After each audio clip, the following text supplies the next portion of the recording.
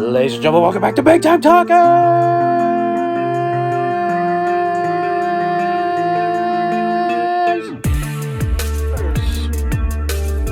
I'm Brock Orton. And I'm Benjamin Duncan. And that's it. It's basically just a glorified earning our stripes this week. Let's go! Yeah! M-I-Z! Z-O-U.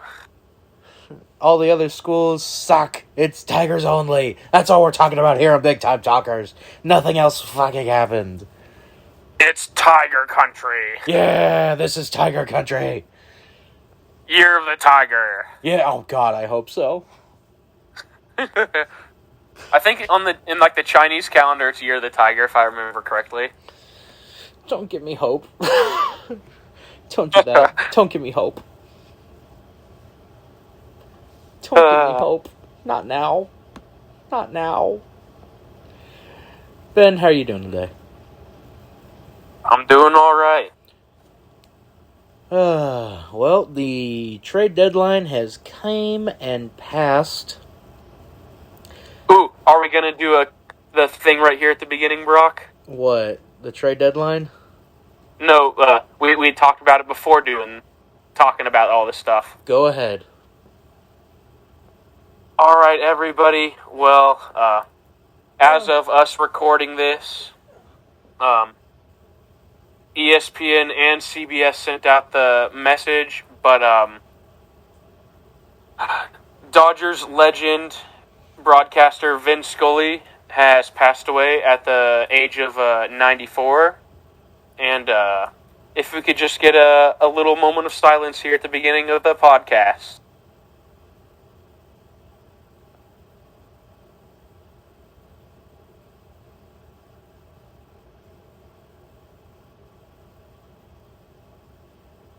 Thank you, everybody. It's a little bit longer than a moment. Wanted to give him his dues. Oh, yeah. We gave him a moment for every single great call he ever made.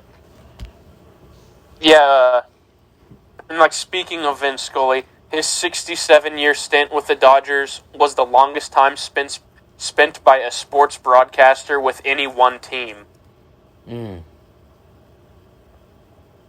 It's crazy, man. Just crazy. Man, what we would do to have a job like Vin Scully, man.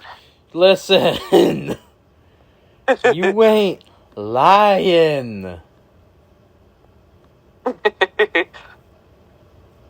God, I want that so bad. I want a job like that. Anyway, speaking of baseball, the trade deadline has came and passed. Thank the Lord.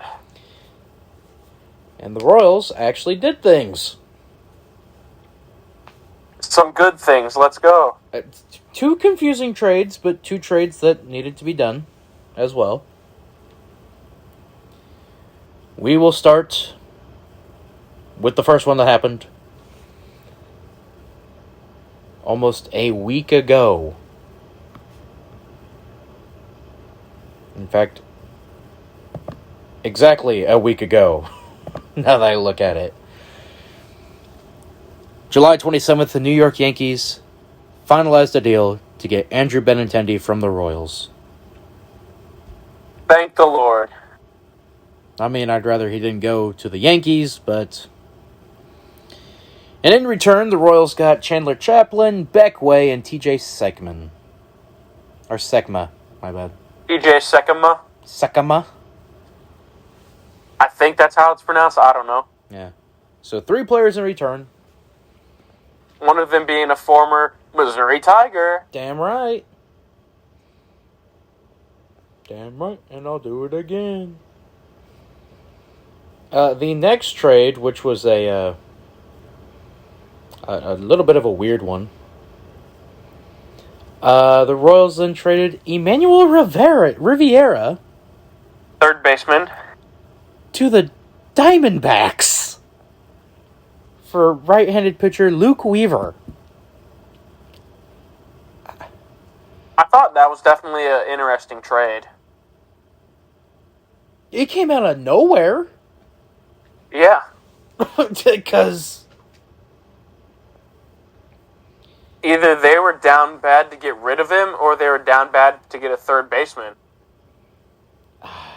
apparently not as down bad as the Padres were. This trade made no goddamn sense. I mean, I'll take pitching for the Royals any day, and if Luke Weaver can get his Cardinals form back, then that'd be great. Yeah, if we're still talking about that one, I'm getting ready to talk about this next one.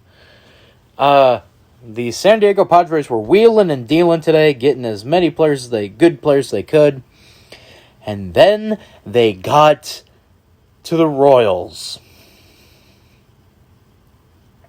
And they traded Brent Rooker to the Royals for catcher Cam Gallagher. Wait, when was this? I didn't see this. This happened right after the big news happened. I will get to that one later. After this. But yes, Cam Gallagher, Sir Gallagher, is now no longer a Royal. He spent 11 years with the Kansas City Royals. He is now a San Diego Padre, where he has a shot to win a World Series ring. I didn't even see that. What the heck? Yep. Oh, I was scrolling through seeing some of the other trades that happened. You know. Wait, so who did we get for Cam Gallagher? Outfielder Brent Rooker. Never heard of that fella. So, in case you haven't noticed, the Royals have gotten a lot of outfielders recently. Either drafting or trades. Yeah. Which, on the one hand, I'm like, okay, it's nice to get a lot of outfielders. But at the same time, goddamn, how many outfielders do we need? Make them play all the different positions. Good Lord. Well, no, that's what our first basemen are. Or our infielders are. They play like 19 different positions. Yep. And then finally, the big one happened. For the Royals. Long time coming, too. Yeah. Just some irony. Just some major irony. Whit Merrifield, who was called up after the World Series win in 2016, is now no longer a Royal. Then where did he go? He went to the Toronto must-be-vaccinated Blue Jays. Whit Merrifield, if you remember, was one of the 10 Royals that did not go to the Toronto series to end the year because he wasn't vaccinated. Him and Andrew Benintendi have both said they will be vaccinated. But funny enough, Toronto doesn't have a... Toronto's next home game isn't until August 12th, actually. So he's got time to get that, the jab. Yes. But... hopefully he does. God. It's just... what the hell? In return, the Royals get Samad Taylor, a second baseman / outfielder. Again, another outfielder. And Max Castillo, a right-handed pitcher from AAA Buffalo. We'll take pitching all day long. Now, notice how I said that there were a third baseman traded by the Royals for the during the trade deadline. Yeah. Because the AAA Omaha Storm Chasers have a stellar player in their lineup in Omaha named Michael Massey. We did see him play a couple games, correct? Yes, we did in the Toronto series. That's what I thought. He was originally supposed to be on the starting lineup for tonight's Storm Chasers game, until they pulled him off of it. Interesting. Let the speculation run wild. He was supposed to play second base. Clay Dungan got put in second base, and Angelo Castellano got put at third, replacing where Dungan was at third.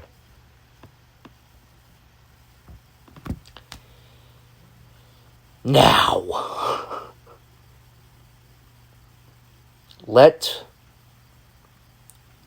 the speculation run wild, Ben. Is it finally happening? Let it run wild. Is it finally happening? Are they letting the kids play? If they were to call it Michael Massey, the Royals would have 7 rookies just as fielders, not including in the bullpen. 7 rookies in the outfield and the infield and as catchers. It's a movement. Let the kids play. Let the kids play. I feel like somebody wrote an article about this or something. I think somebody did, and it's on our website. I think so as well. And I think somebody's ranking all the trades that the Royals made based off of how good they are. That'll be on the website, I think. I think it will be on the website. But that wasn't the only one the Royals made. There was another one. And for that one, we have to scroll way down. Because this was a very, Very out there trade. slightly. The Royals acquired left-handed pitcher Anthony Miskovich from the Seattle Mariners for cash. Miskovich is now at Omaha.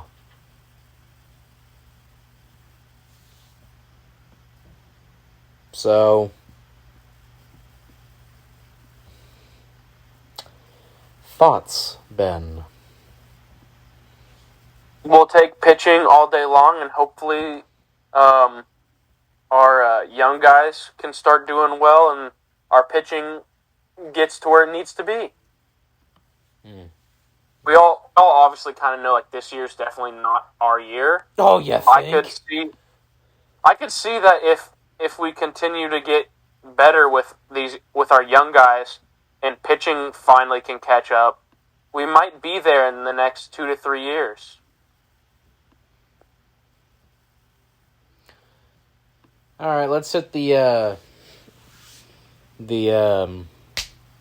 star other trades that happened. Josh Hader went from the Brewers to the Padres. Yep. On August 1st. Frankie Montas and Lou Trevino went to the Yankees from Oakland. An extension happened when Austin Riley signed a 10-year, $212 million contract extension. With the Braves. So Stone Cold will remain in Atlanta. You got any more of the big ones that happened before today, Ben? Former Royal Eric Hosmer got traded to Boston today. Well, yeah, okay, that was today. I was saving those away. All right, today. Josh Bell and Juan Soto are now Padres. Washington got fleeced, man. And Luke Voit went with them. Went to Washington. Really? Bro, do you know how badly I want Luke Voit to be a Royal? But speaking on that absolutely massive trade, Eric Hosmer had used his no-trade clause because he was originally supposed to go to Washington, but he used his no-trade clause and he got shipped off to Boston instead. Yep. A little bit of news on the minor league front. Brewer Hinkle hit his 18th homer of the season. Ooh, let's and go. Drew Waters got 2 RBIs. Let's go. It's getting really hard for them to hold them back down there. It's But back on hard. the massive trade though, Brock. Yeah. I'm just trying to think, like, how are the Padres going to fork out all this money to these guys? I don't know. Because didn't they just pay? They paid Tatis Jr. like $300,000 Yep. or $300 million, whatever. And then they just extended the one pitcher, Joe Musgrove, I think, right? Yeah. So man, they're just forking out money, so they got to be going all in right now to win a World Series this year. I mean, yeah, it's super uncertain what's going to happen in the NL. True.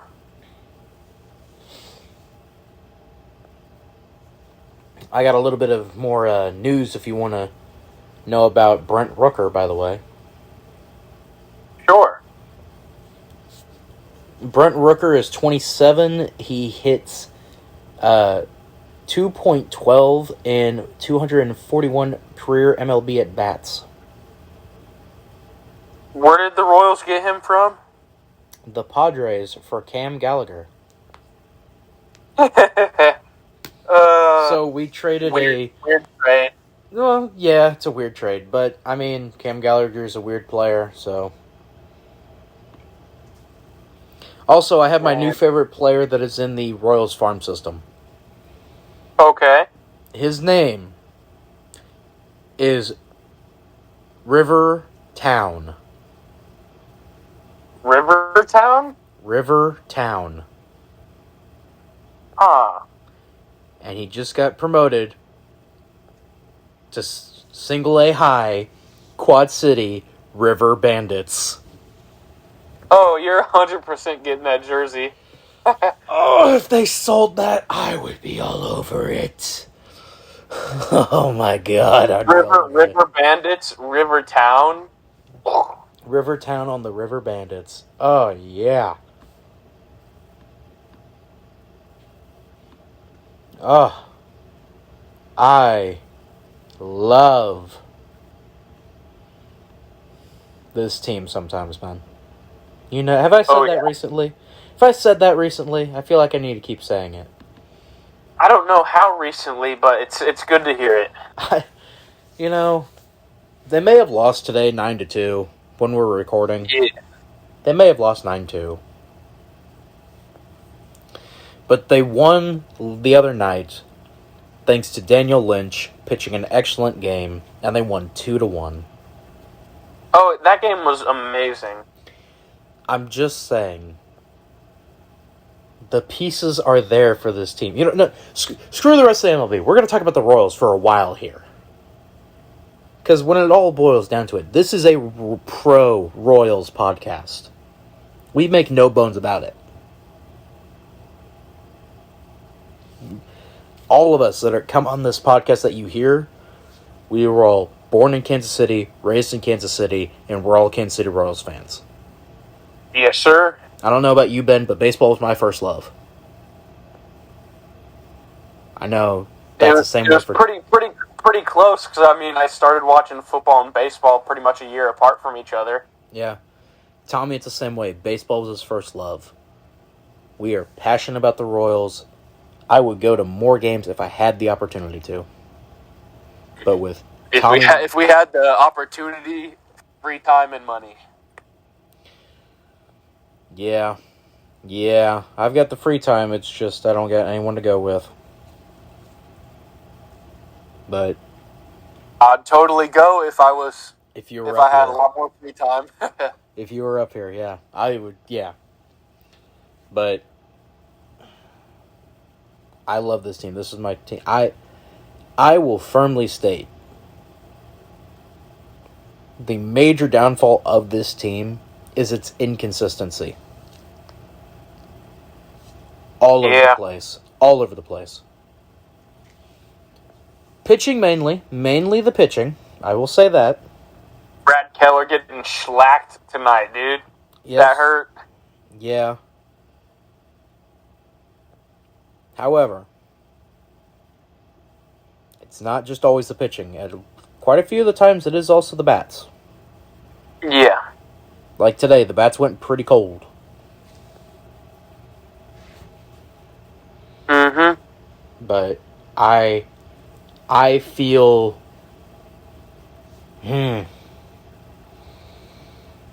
I feel hopeful, I guess is the word that I'm going to go with. Yeah. I feel hopeful with the guys that we have.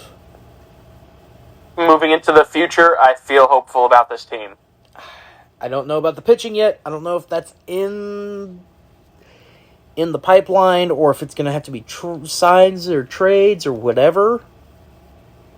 But I'm surprised we didn't trade Michael A. Taylor. Or Stamont or Barlow. Yeah. But we got Singer. Keller's there. He's fine. He's fine. He'll have a game like this every once in a while. And if he had some bats to back him up every once in a while, too. Yeah. All of his losses that have piled up on him this year, it's not just all him. It's not like he's getting hammered for like 8+ runs every single game he loses. No, these he'll get bats up like need to show 3 or 4, and then they'll lose, and because either the bullpen couldn't hang on or the bats just went ice cold. I feel hopeful. I want to feel for this team.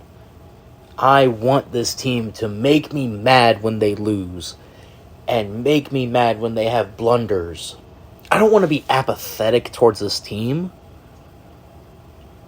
I don't want it to just be I'm chilling at home and then I get an ESPN update that the game's over and I'll be like, oh, okay.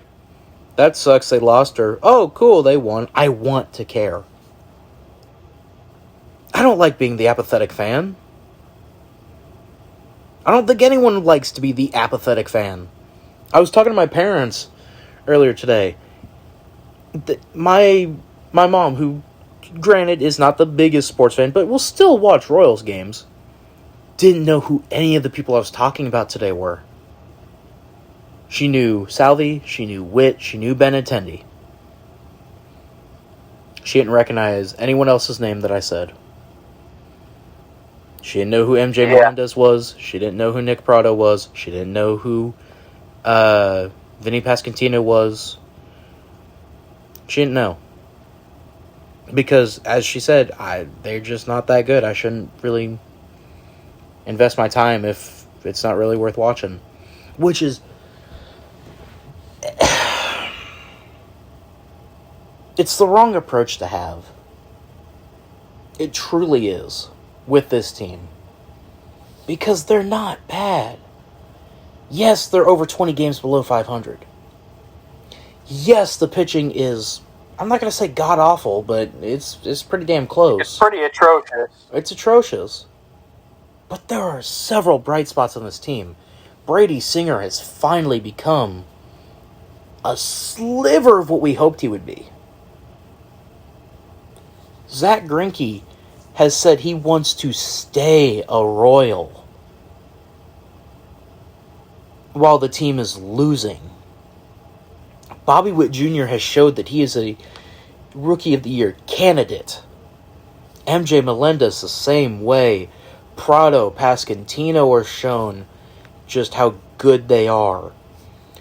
Miguel Garcia, who I didn't even know who he was before the Toronto series, has shown that he is incredible when it comes to running the base pads.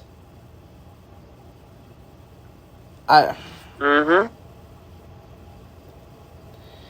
And I hope Michael Massa gets called up. I really do. I hope that Salvi gets another World Series ring before he retires as a Royal. I just want this team to get the love from the city, from a city that I love as much as I give to that team. I give so much love to the Royals. As soon as they announced what the City Connect jerseys were, bam, I had the shirt and I had the hat. I support this team wholeheartedly. And it's because this is a team that growing up, me and you could speak it on the same way. You're only a few years younger. This team was terrible growing up. Yeah. Oh, yeah. We had about 100-plus lost seasons. We had about 3 good years. 4 for me. 03 wasn't terrible. But 14, 15, 16. Yep. We had 3 years. We've known nothing but pain since.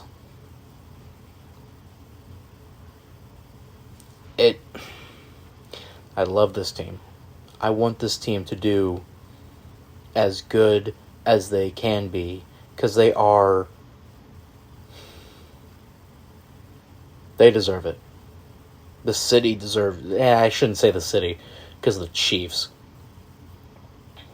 Real Kansas City sports fans deserve it. Chiefs fans, I've already given my opinion on them many times here on this podcast. Kansas City deserves another trophy just from someone. No. Preferably a Royal in your case? Yeah, preferably the Royals. The Chiefs can just do whatever. They've gotten their one.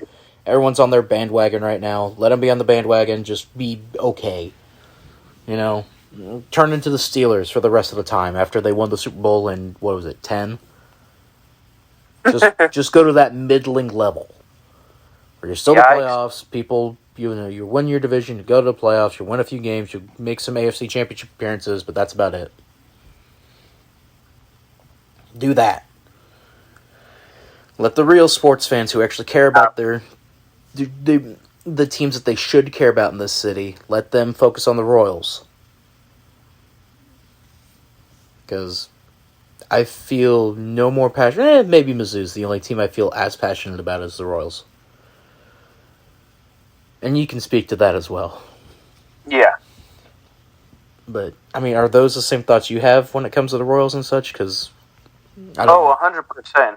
I don't and I know you were saying how you're wanting Salvi to get another World Series trophy, and I want to see him get to there too. If that means that Salvi is DHing at that point and MJ Melendez is the one catching, I would be okay with that as long as Salvi gets another ring in Royals blue and retires as a Royal. That's all I want to see. We stated it before. There will be, from that 2015 team, there will be 2, maybe 3 jerseys retired. Numbers retired.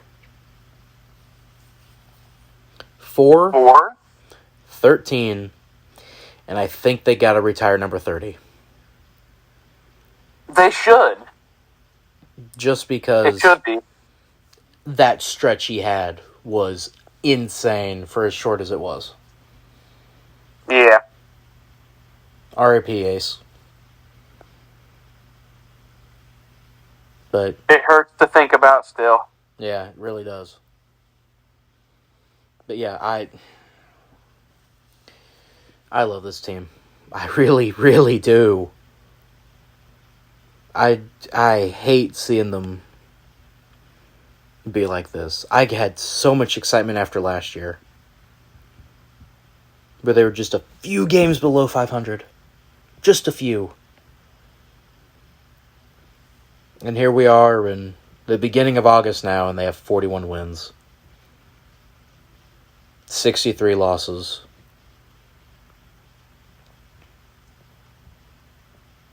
It just sucks. Because I cared so much. I cared so much at the beginning of the year. And it's showing that maybe I shouldn't have cared. That maybe all of my faith was for naught. But that's the gamble we take as being a sports fan. That's what makes sports so much fun. It's our nice little escape from reality.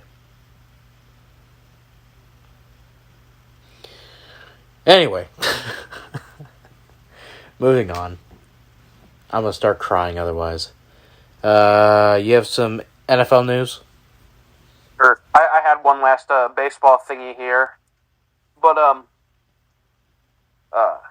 as someone who is a bit of a fan of the Cubs as well, I was surprised to see that the Chicago did not trade Ian Happ or Wilson Contreras here at the trade deadline and decided to keep them.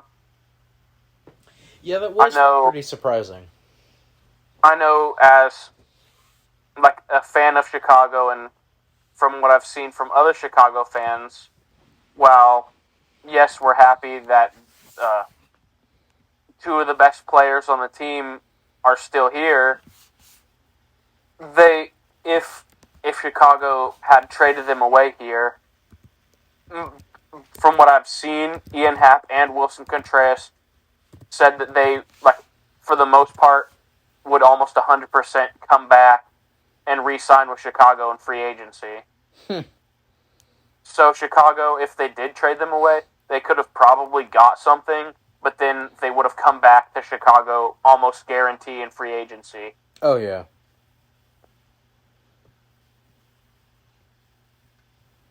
After watching some of those like interviews with Ian Happ and Wilson Contreras, like talking about like what would happen if they got traded and stuff. Yeah, I'm kind of glad they stayed. Yeah,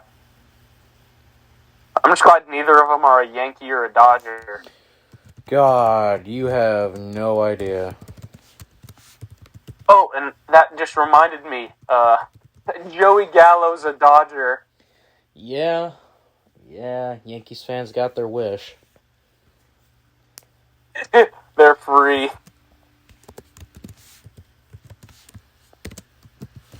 But, okay, anyways, I do have football stuff if you want me to move on to that. Yeah, might as well. I could probably get through this here pretty fast. The 49ers released former Chiefs defensive end Dee Ford this past Thursday. Ha! Due to him constantly being injured.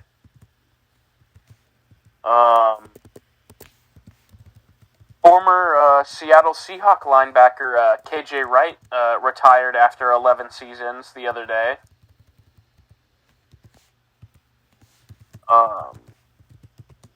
On Saturday morning's practice, New York Giants quarterback Daniel Jones hit a fan with a stray pass. Yes.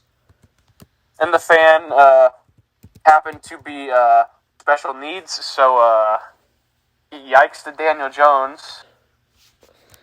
Danny Dimes still throwing dimes. Someone who was on my fantasy roster last season in another fantasy league of mine, Broncos wide receiver Tim Patrick tore his ACL in practice today. So did former Missouri Tiger Damari Crockett.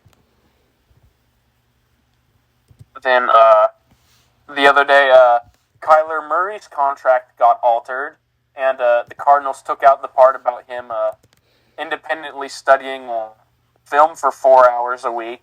You mean doing homework? Looks like he's free to play video games whenever he wants again. Yes. 49ers wide receiver Deebo Samuel got the contract extension he was wanting, getting over I think it was close to like 58-something million guarantee with it possibly going up to like 75 million, somewhere in that range. I don't have the exact numbers right now. Oh, and then today in Miami Dolphins news, due to the Dolphins Dolphins tampering with Tom Brady and Sean Payton this offseason. A few off seasons ago. Yeah. Okay, so whatever you just said, Brock. The Dolphins owner has been suspended.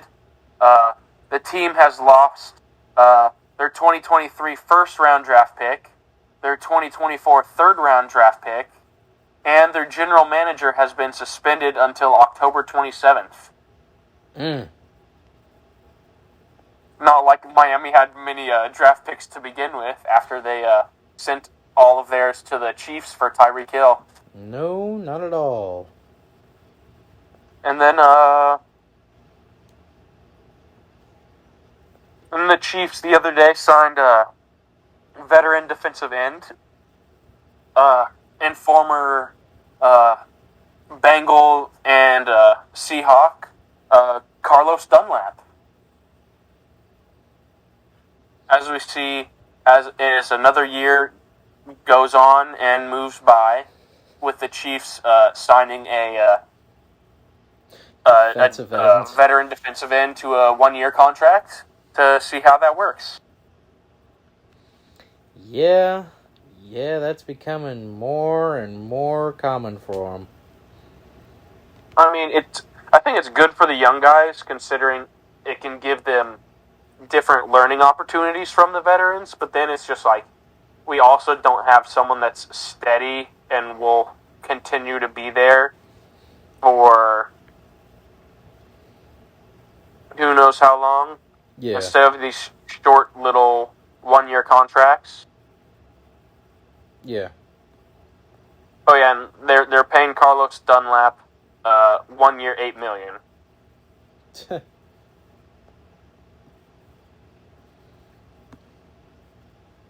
But that's what I got in Oh, and the new list for the ranking the NFL franchises by how much money the franchise is worth came out the other day. Ooh. And I was gonna run through the lowest to the lowest, like the lowest franchise in terms of money to the highest. If you wanted me to do that, Brock. Please do. We will gladly discuss that. All right. At number 32, and current most recent Super Bowl losing team, the Cincinnati Bengals, at $2.84 billion. Yeah, that sounds about right. Oh, and by the way, the league average is $4.14 billion for the franchise. Number 31, the Detroit Lions at $2.86 billion. Number 30, the Jacksonville Jaguars at $2.94 billion. And what might come to a surprise to most people, number 29, the Buffalo Bills at $2.99 billion. Well, they haven't won a Super Bowl. True. Number 28, Arizona Cardinals at $3.165. Yeah, there's a common theme here. Number 27, the Cleveland Browns at $3.18 billion. The theme continues. At number 26, the Indianapolis Colts there it at goes. $3.245. Yeah, you're telling me I could buy my Colts right now for $3.25 billion? Is that what you're telling me right now, Ben? Yeah. Next, at number 25, the New Orleans Saints at $3.26 billion. Number 24, the Tampa Bay Buccaneers at $3.28 billion. Number 23, the Tennessee Titans at $3.29 billion.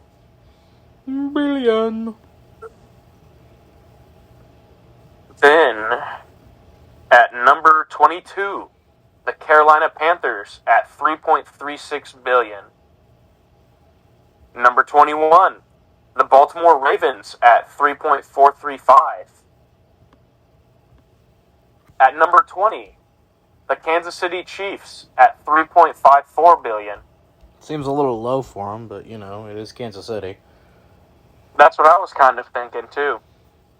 At number 19, the Los Angeles Chargers at $3.62 billion. Number 18, the Minnesota Vikings at $3.72 billion. Number 17, the Atlanta Falcons at $3.88 billion. Number 16, the Miami Dolphins at $4.06 billion. Number 15, the Las Vegas Raiders at $4.08 billion. And now, everything from 14 to number 1 is just now going over the league average for how much a franchise is worth. Makes sense. Number 14, the Green Bay Packers at $4.19 billion. Number 13, the Pittsburgh Steelers at $4.26 billion. Number 12, the Seattle Seahawks at $4.385 billion. And this might surprise you here, Brock. Number 11, the Houston Texans at $4.63 billion. No, they just sold, didn't they? Maybe. I can't remember exactly. But number 10, a team that did just get sold, the Denver Broncos at $4.65 billion.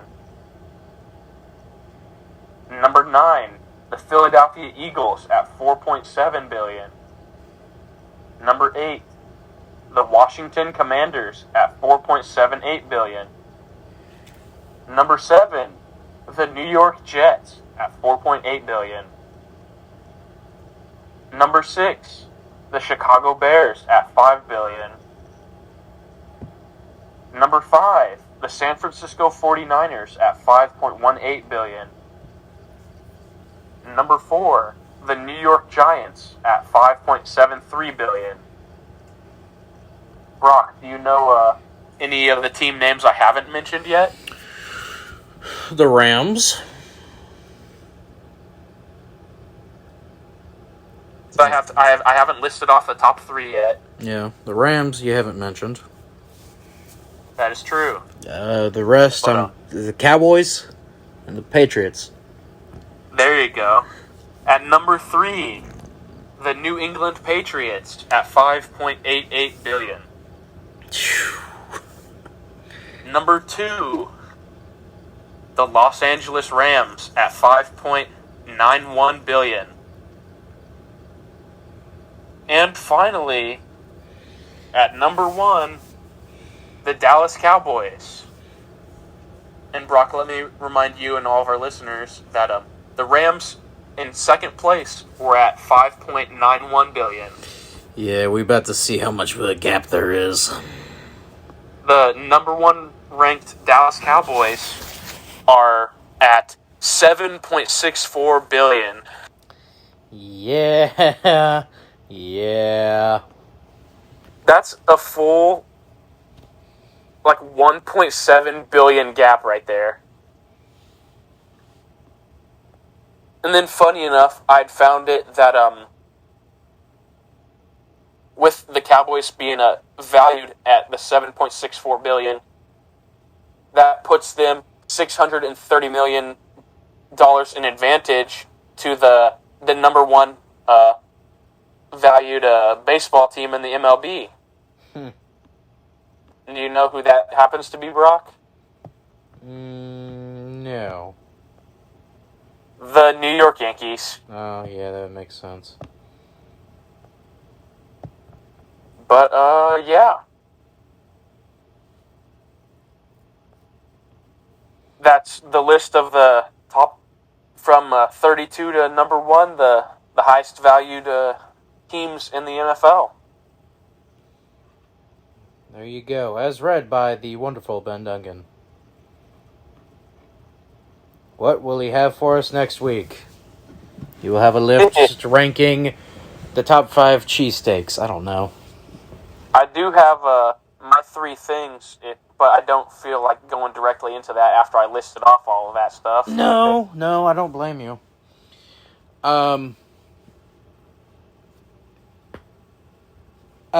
That seems like a good time. You're talking about NFL and such. It sounds like a good time to, once again, plug our fantasy league.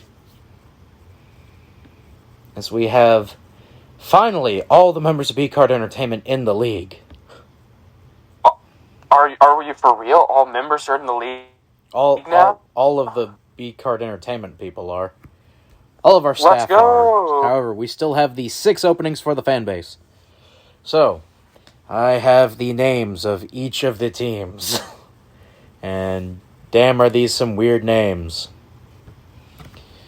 We will start with Mr. Ben Duncan and the Tony Choppers. If you know, you know. We have Mr. Tommy Haley with the will of these nuts. Yep, of course. Thank you, Tommy. We have why did you sign me out? We have me with the Clay County Rebels. What's up? How y'all doing? And then we have Miss Macy Shear, who finally joined, with the Spooky Bitches. I feel like that fits her personality great. It does. She's wanting Halloween to show up very soon. That's her favorite holiday of the year, is spooky season. But there's still 10. So we have 10 teams, and there are still 6 spots available if you want to join. Message myself, message Tommy, message Ben. You could message Macy if you wanted to, but I doubt she'll get back to you. But yeah. And do it quick. I gotta figure out when we're doing this draft. Because we gotta do it at some point. Like, soon. Yes. So, come on, people. If you're joining, you're joining. If you're not joining, that's fine. I was wondering, would we be able to do we could do a live draft podcast episode? That was the plan. Ah. I think we might be doing it offline, however.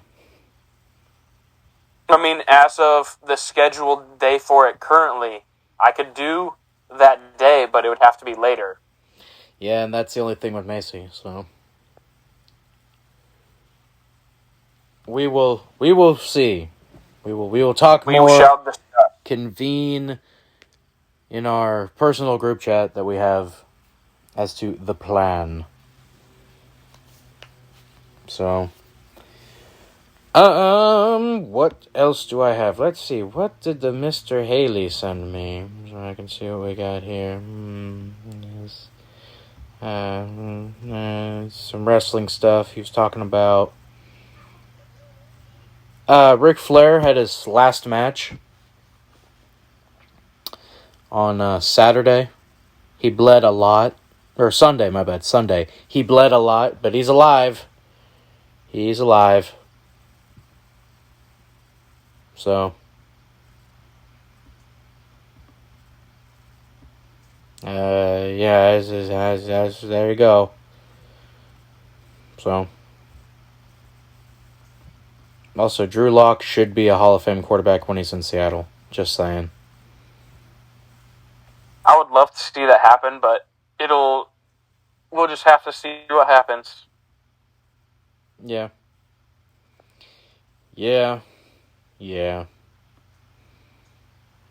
Bill Russell passed away. We almost forgot to talk about that. Yes. Somehow. I don't know how. While this is not really that much of a basketball podcast, we respect Bill Russell and his massive achievements in basketball as a player and a coach, and him having more championship rings than he does fingers on his hands is great. Love that. More than Tom Brady. Dang right. Dang right. Back to baseball. Jacob deGrom's back. And he's throwing 102 miles an hour. No way. Oh.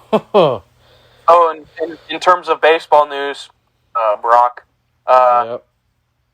newly acquired closer for San Diego, Josh Hader, got the win tonight, 3-2 over the Rockies.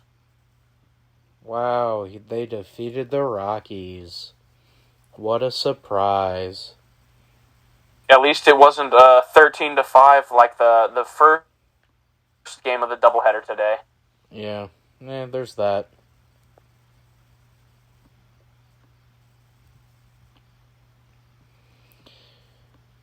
Do we have a guest of the year this week? Oh, Jesus. Yes, we do. My bad. Even though it's just me? Yeah. Hang on, give me a second. What is today? August 3rd.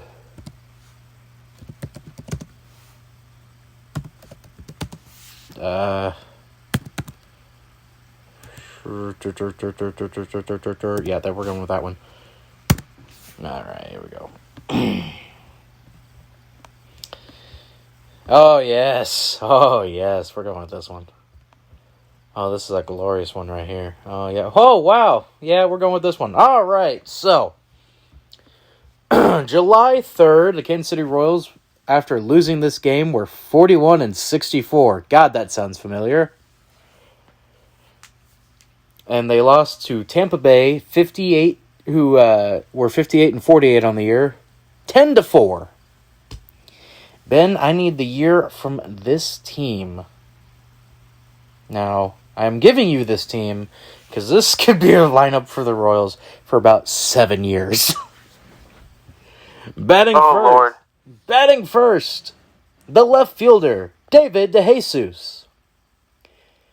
Batting second, the center fielder, Willie Bloomquist. Batting third, the first baseman, Billy Butler. Batting third, batting fourth, the third baseman, Mark Tien. Batting fifth, the second baseman, Alberto Callaspo. Batting sixth, the designated hitter, John Buck. Batting seventh. Let's go. Batting seventh, the catcher, Miguel Olivo. Batting eighth, the right fielder, Ryan Friel. And batting ninth, the shortstop, Yunenetsky Betancourt. The pitcher that started the day off for the Royals was Zach Greinke. Ben, I need the year. I'm just going out on a limb because I got no idea. I'm going 2010. August 3rd, 2009. Like I said, this is a Royals lineup that you could have said anywhere from like 2007 to 2011. I probably would have agreed that was probably the lineup. Yep. But seeing Alberto Callaspo coming into play, Yunenetsky Betancourt hit a home run in this game. That loss for the Royals was Zach Greinke's seventh. He was 10-7 on the year.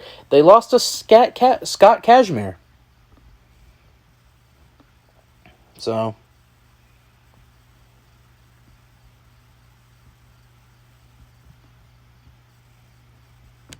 So yeah. That is the year that we had there. I'm just gonna. I was close. I'm gonna read off who was playing for the Rays on this day. Notice how I said Tampa Bay. I didn't say what they were, because that probably would have given it away. Jason Bartlett, Carl Crawford, B.J. Upton, Evan Longoria, Ben Zobrist, Carlos Pena, Willie Abar, Gabe Cross, Michael Hernandez, Gabe Kapler, Scott Kashmir, Grant Balfour, Brian Shower, Jeff Bennett, and J.P. Howell all played for the Rays that day. Oh, wow. In front of 24,219 fans at Tropicana Field in a 3-hour, 22-minute game. It was a day game with a first pitch of 12:07 on a Monday. There you go. That is Guess the Year for this week. Good Lord. This is horrible.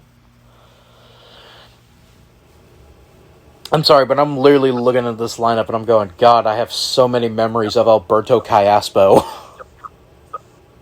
that I just shouldn't have. And then there's Ryan Friel. I'm like, I don't even know who you are. It's that meme, like, from Guardians of the Galaxy, where it's like, you killed my family. I don't know who you are. You took everything from me. I don't even know who you are. Yeah. That was there you go.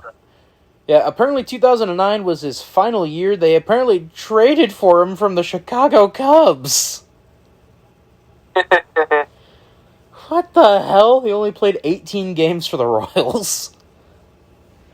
What the heck? So we just randomly pulled up a Royals lineup that he was playing in. Sounds about right. We got, oh God, who was on this roster? Oh God, look. Nah, I'm not going to reveal who's on this roster. I'm just going to stare at it for a little bit. Because I'll give away if I decide to do this year again. Good God. Just a flood of memories coming back to me. Holy shit. What is this lineup?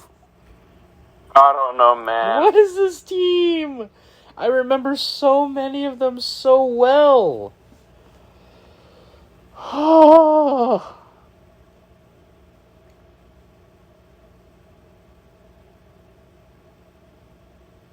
Oh wow, Bruce Chen. God, okay, I'm gonna name the pitching staff that they had this year. Zach Greinke, Brian Bannister, Luke Hochevar, Kyle Davies, Gil Mesh, Bruce Chen. Those were the starting pitchers. Good Lord. Kyle Davies, Luke Hochevar, and Zach Greinke are all the same age. Wow.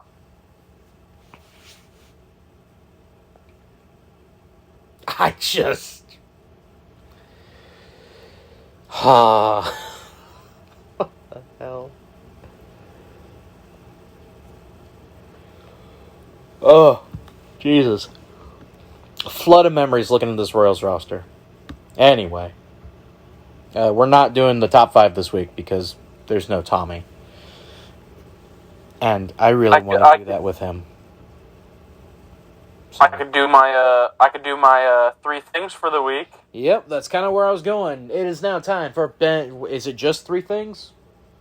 Yep, just 3 things this week. All right, it is now time for Ben's 3 things.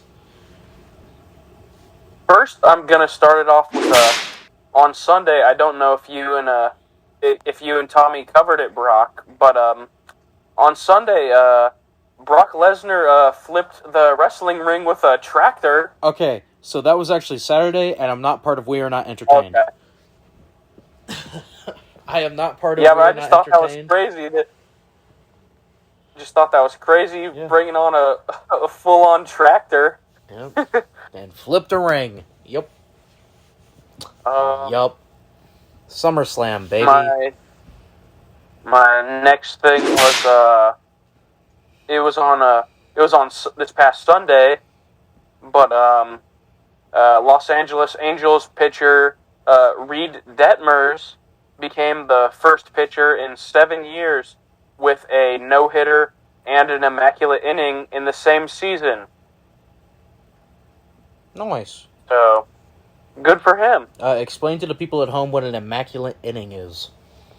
And an immaculate inning, if I remember this correctly, is throwing 9 strikeouts and striking out all 3 batters, correct? 9 pitches, yes. On 9 pitches. 9 pitches, 9 strikes, all 3 batters strike out. That sound correct? Yes. All right. And then finally, my third thing, it's been blowing up recently as a meme for college football players, especially college quarterbacks. Let's ride. Many of you have probably seen the Russell Wilson Bronco video where he goes, "Broncos country, let's ride. Broncos country, let's ride. Broncos country, let's ride." And all these college quarterbacks are just tearing into him with these memes with them just copying him up movement for movement and word for word, and it's hilarious. Yeah. Yeah. Did you see how he rolled up to training camp, by the way? I don't think I did see how he did. He wore his roll own up to training jersey. camp. Oh, gosh, no. Yup. No. Yup. Russell, buddy. Sounds like a guy that's all in. I guess you could say he's Mr. Unlimited. Mr. Limited, because he's in Denver. Classic Russell Wilson meme. God, there are just so many. B-Card Country, Yeah. let's ride. We're going to get a compilation of all of us saying that, by the way. Ride. So, I'll have each one of you send in a video of you saying that. We'll post it on the YouTube channel. Awesome. Saying, B-Card Country, let's ride. B-Card Country, let's ride. Sounds about right for us. Do you have an MIP of the week?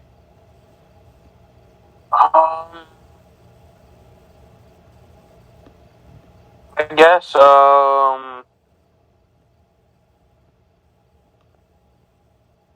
I would just go with, I'd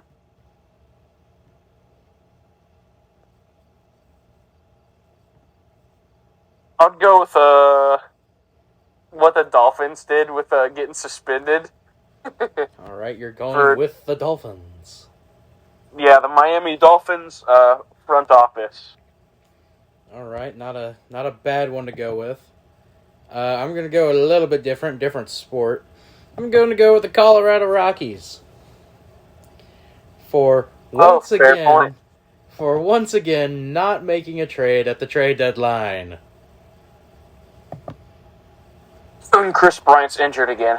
No, well, I didn't know that, but yeah, that as well now. Yeah, I think he got put on the IL again yesterday. Ha. For what, like the 3rd time this season? Yeah, it hurts, man. Stupid like that, yeah.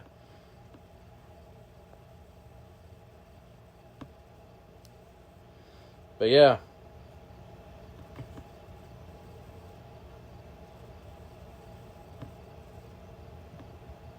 So, you got anything else? That's literally everything I got. That's all you got? All right. Well,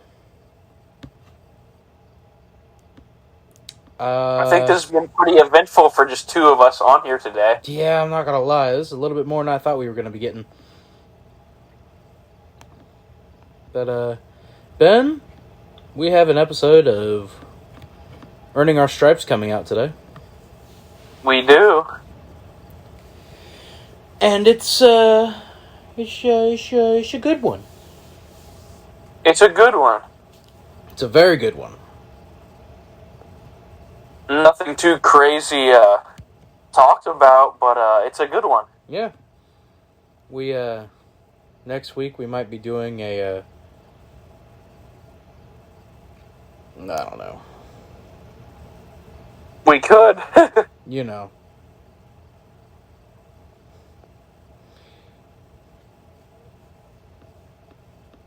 We may be doing a,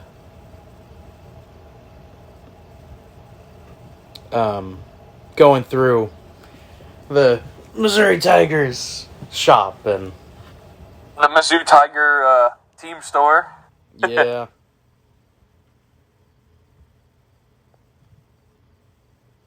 Who knows? We might not. Yep. It just kind of depends on if we get any more new Mizzou information as school and football looms closer. Yep. We shall see for sure. But where can you be found on Twitter, Ben? At Elite Tiger Spore 1, I think. It's kind of weird. You guys probably all know.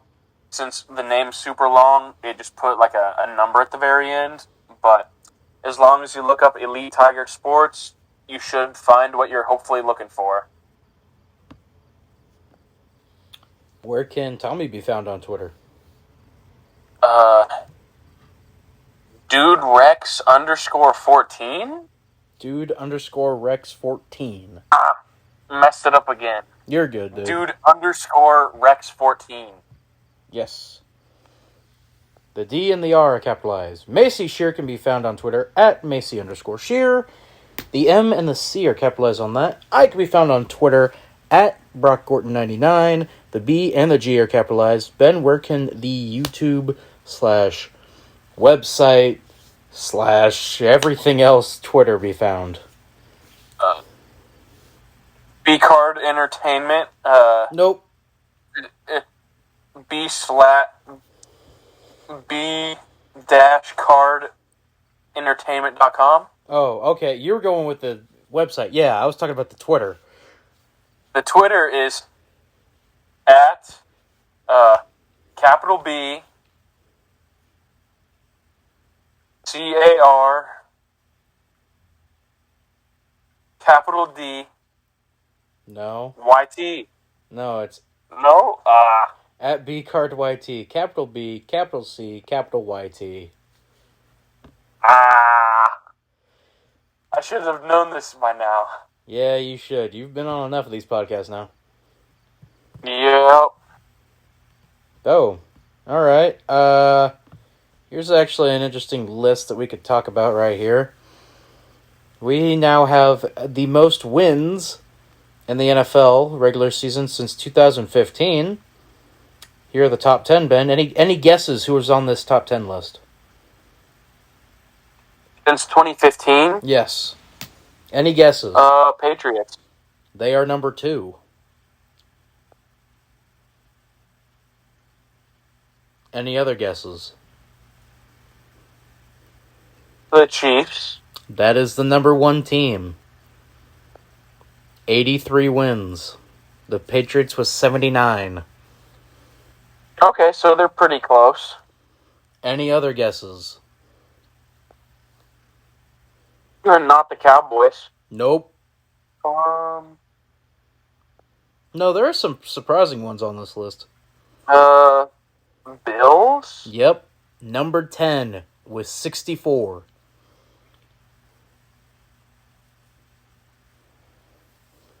For some reason, I'm thinking Jaguars, but they only had that like one really good season in 2015, didn't they? Yep. 2017. But they're not on the list. 2017. Yeah.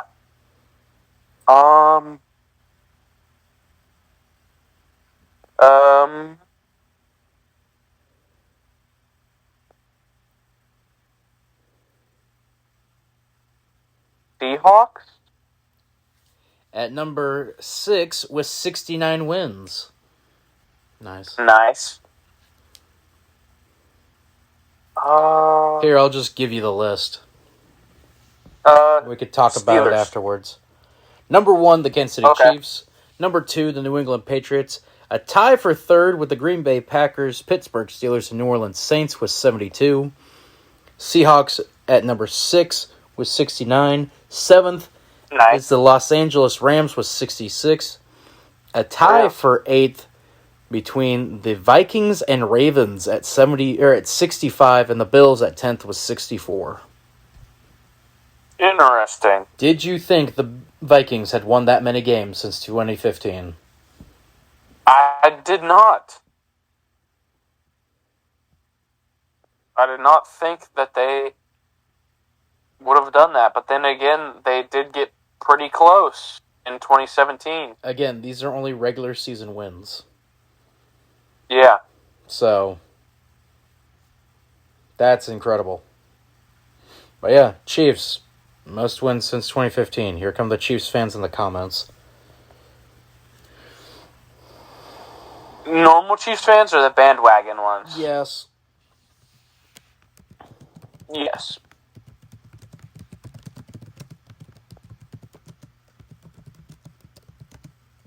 Fair enough.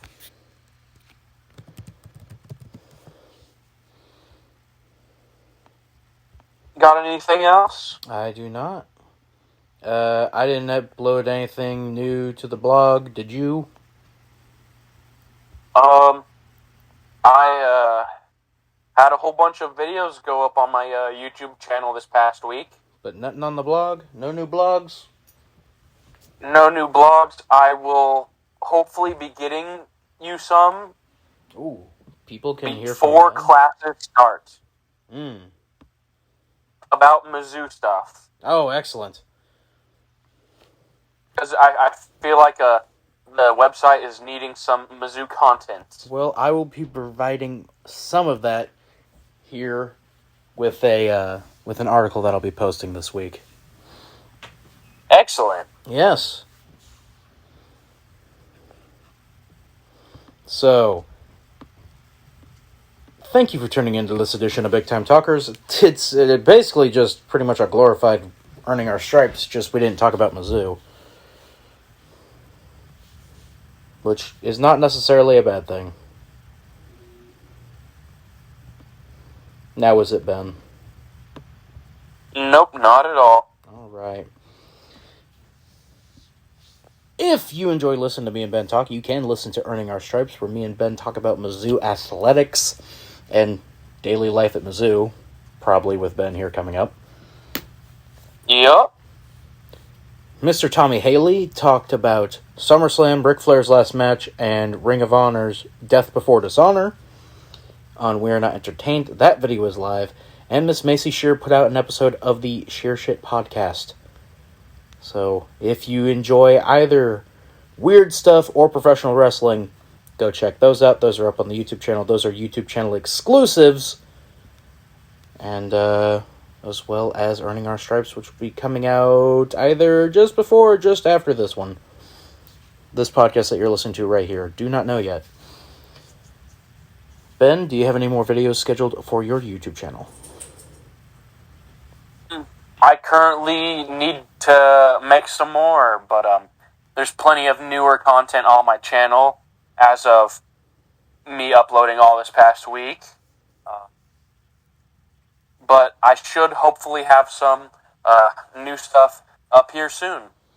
Will you be joining me for a live stream anytime soon?